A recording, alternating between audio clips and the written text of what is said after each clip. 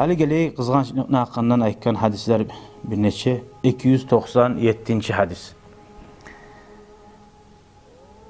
Haddesana an Cabir radıyallahu anhu قال Resulullah, Allah'ın elçisi sallallahu aleyhi ve sellem aytti.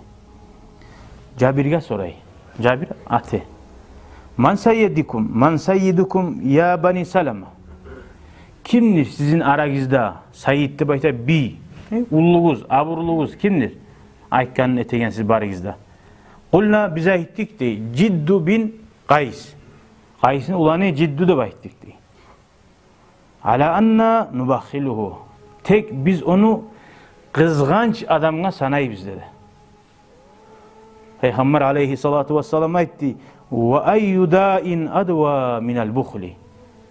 Yani dahi artık yaman hasiyat, yaman avru bolar mı da kızgançlıktan da bayt. Ay onun muradı nedir?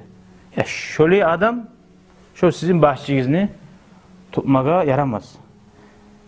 Bal sayyidukum Amru bin Camuh. Sizin ulluğuz bugünden başlayıp Amru Camuh'nu ulanı da bayttı. O Musa Amru de baytan adam İslam din gelgince, ozu busurman bolgunca da çomart adam bulgan. Hala asnamim hatta hançaya ulluğ etme gelgellege şu an aşatip, avrulap, sıyılap şu işini yürüten adam bulgan.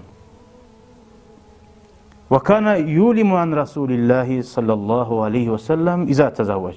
Peygamber aleyhissalatu vesselam katun alamsa ozgar şu ciğinini ozunu boyununa ala bulgan. Şöyle çomart adam bulgan.